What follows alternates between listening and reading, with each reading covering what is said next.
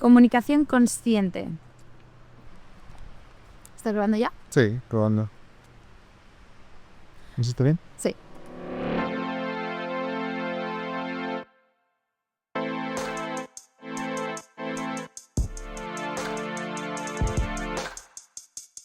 ¿Alguna vez has tenido una de esas conversaciones en la que has ganado la discusión pero has perdido a la persona al otro lado? Bueno, pues hoy vamos a estar hablando un poco de este tema. Sabemos que es súper importante en nuestras relaciones diarias, en el trabajo y en nuestra familia. Aprender a elevar nuestro nivel de conversación, aprender a manejar mejor situaciones que quizás son incómodas y cómo hacer esas cosas, ¿no? De forma práctica. Si aprendes bien cómo tener una conversación o cómo sacar el máximo el arte de la conversación, te pone a un nivel muy por encima de la media. Bienvenidos al podcast de esta semana. Esto no es un episodio sobre técnicas de conversación, cómo hablar mejor, sino de cómo tener una conversación consciente. Incluso aunque sean conversaciones difíciles, pero saber afrontarlas con total confianza en que vas a buscar siempre lo mejor de esa conversación. Eso está en roller. Ya, es que no sé cómo acabarlo. Una conversación consciente.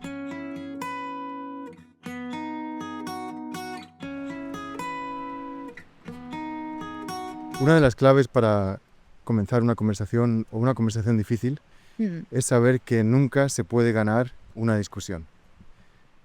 Por eso, ¿no?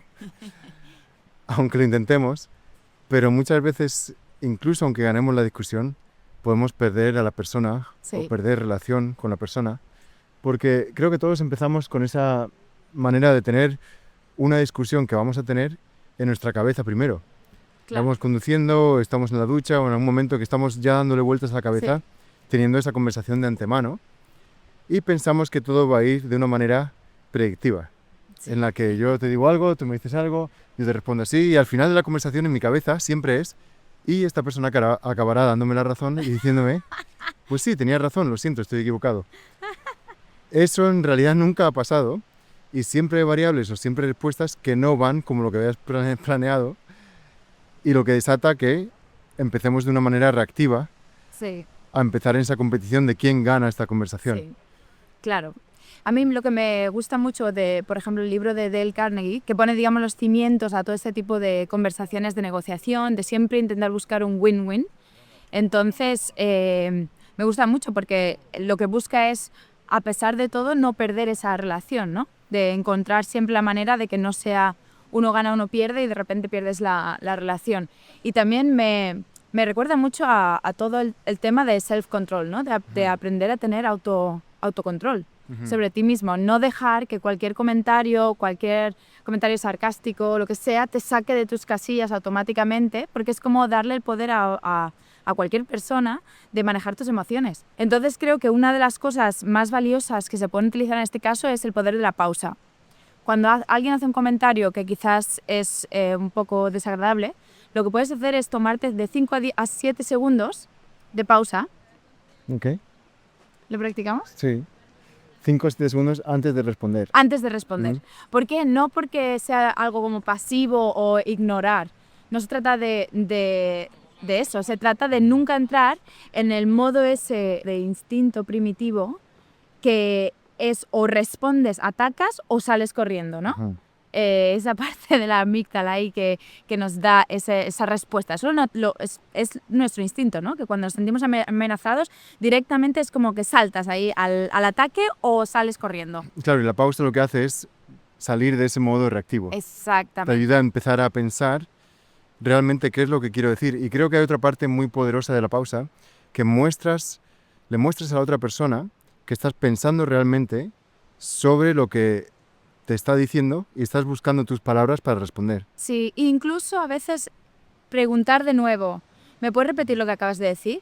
Porque cuando la gente es borde o te dice algo fuera de, a lo mejor ellos también están fuera de control, nunca sabemos de dónde viene la gente, ¿no? De qué situación tiene por la mañana, qué es lo que están yendo a través, ¿no?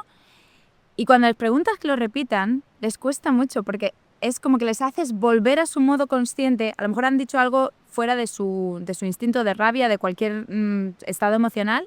Les haces volver a razonar qué es lo que he dicho. Y cuando se dan cuenta de lo que ha dicho, cuesta hasta repetirlo. Entonces son pequeñas cosas que te pueden ayudar un poco a coger el control otra vez de la conversación, no dejar que de repente algo así te saque de tu posición. Estábamos escuchando esta semana un podcast de Jefferson Fisher, es un abogado en Estados Unidos y él se especializa mucho en la comunicación efectiva.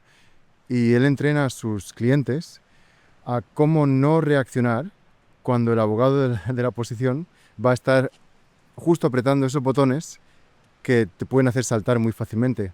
Entonces, claro, él utiliza mucho eso del poder de la pausa. Lo que estábamos diciendo, el poder de pausar y repetir de vuelta, reflexionar. Tranquilamente.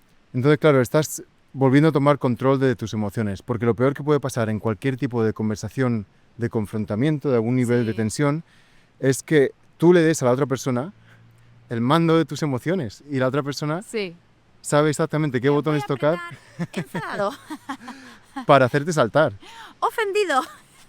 Entonces, estas son técnicas para volver a retomar ese control. Eso es lo más básico para empezar un tipo de conversación que puede tener algún tipo de tensión. Nunca le des a la otra persona el mando de tus emociones. Sí, muy bueno.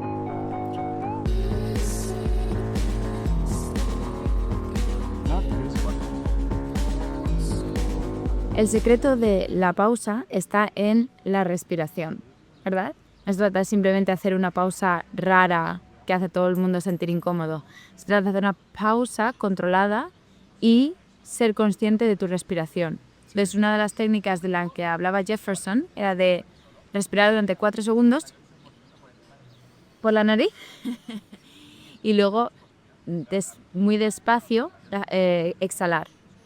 Claro, pero de una forma disimulada, sin que sea súper raro, en plan. Exacto. Se puede hacer de una forma disimulada. La clave de esto es que tu respuesta va a ser mucho más comedida. Claro. Y mucho más... También va a tener mucho más peso tus palabras, porque también estás dando a mostrar a la otra persona que le estás escuchando. Sí. Podemos hacer un ejemplo. Si tú me preguntas, por ejemplo... ¿Cómo te ha ido el día? Y yo te digo, bien, bien. Muy bien, me ha ido bien. Okay. Así sin pensar nada. Pero si me preguntas lo mismo... ¿Cómo te ha ido el día? Bien. Bien, me ha ido muy bien.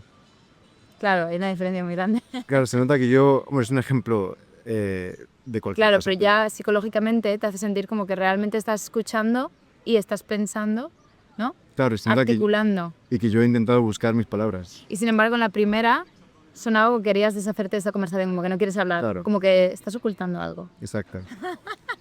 Entonces, esa técnica creo que se puede practicar en conversaciones, sobre todo en las que no estamos de acuerdo con otras personas.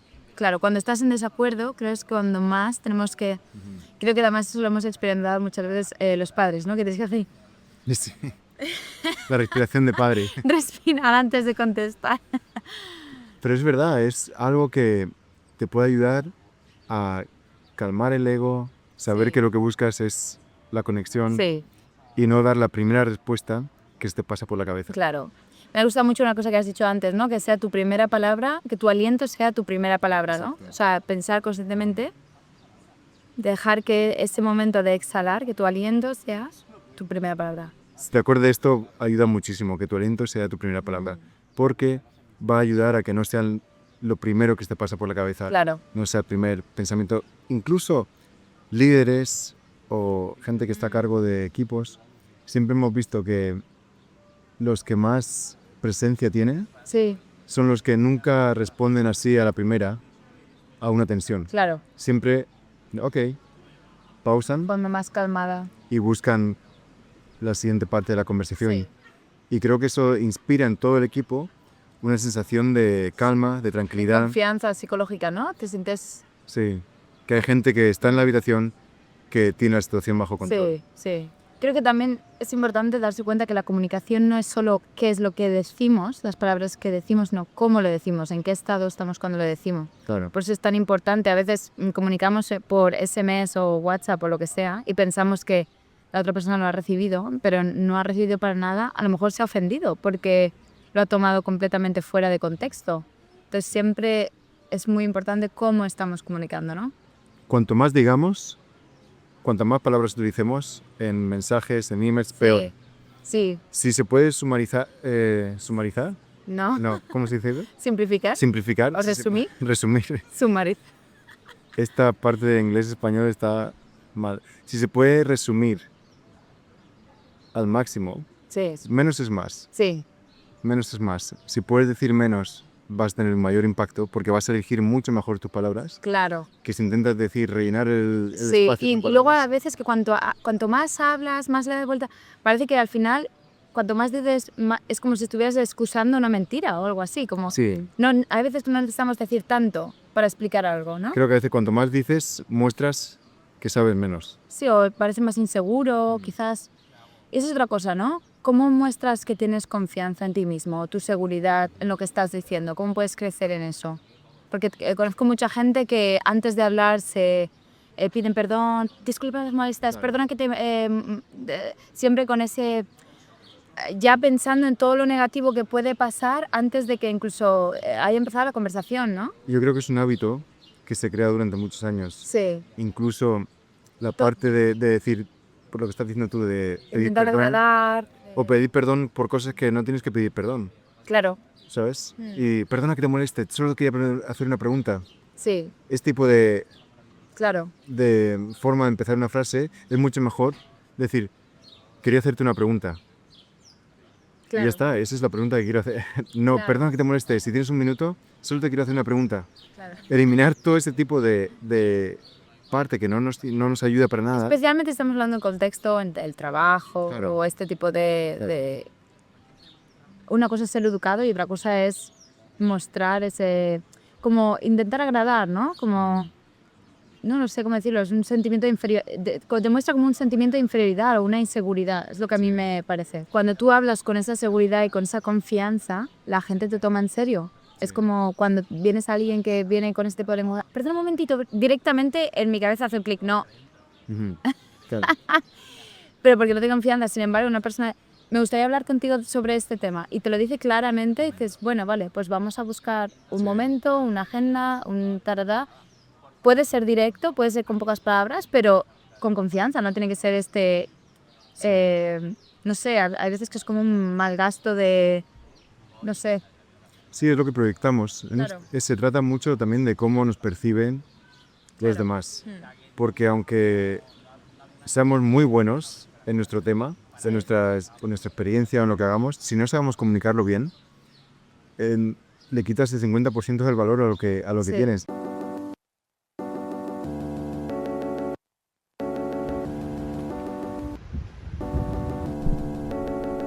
Nunca deberíamos de entrar en una conversación difícil sin estar preparados. Sí, El ejemplo perfecto es conversaciones con nuestra hija. Sabemos que cuando estamos completamente agotados, sin energía emocional, o en 10% de lo que tenga energía emocional, hambrientos o cansados, no es el mejor momento para entrar en una conversación difícil. claro, es una mala combinación y eso creo que es lo que nos pasa también a nosotros de adultos, que muchas veces nos enfocamos estamos tan enfocados en la conversación Sí, que no nos damos cuenta cómo estamos nosotros emocionalmente. Y la parte emocional juega un papel muy importante en este tipo de conversaciones. Digamos, si yo estoy al 10% emocionalmente, prefiero no tener esa conversación. No es justo para mí y no es justo para la otra persona, porque no le voy a dar lo mejor de mí claro. en esa conversación. Hay un marco que podemos utilizar antes de tener estas conversaciones, porque esas conversaciones hay que prepararlas. Y una de las cosas importantes es, antes de tener la conversación, que tú ya comuniques con la persona, imagínate que es en el trabajo, oye, quiero hablar contigo de este tema. Tú ya das la intención, quiero hablar contigo de este tema, y das también cómo quieres salir de esa conversación. Y me gustaría que después de esta conversación, esto y esto cambie.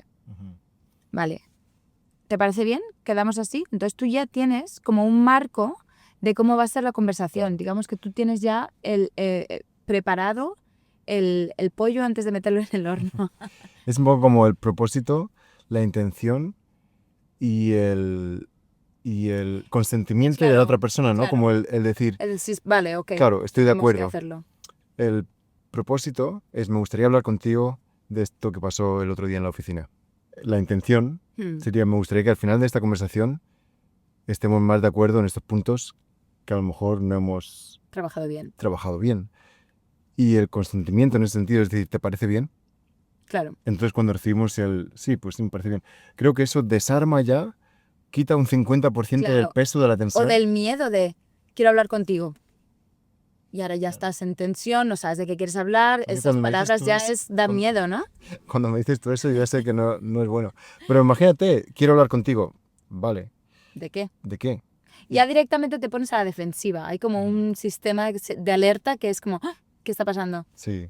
Entonces está bien tener siempre este marco de no dejar la conversación difícil simplemente por no querer enfrentarla, dejarla en el aire y eso se convierte en algo peor. Si se enquista, va peor. Claro, entonces el buscar eso, buscar ese marco, siempre cuál es el propósito, cuál es la intención y Y está la otra encontrar, persona de sí. acuerdo conmigo. Y luego creo que también es muy importante lo que hemos dicho al principio, ¿no? Hacerlo en un estado emocional que tú estés fuerte, no estés en el límite después de todo un día de trabajo completamente agotado, hambriento y, ¿no?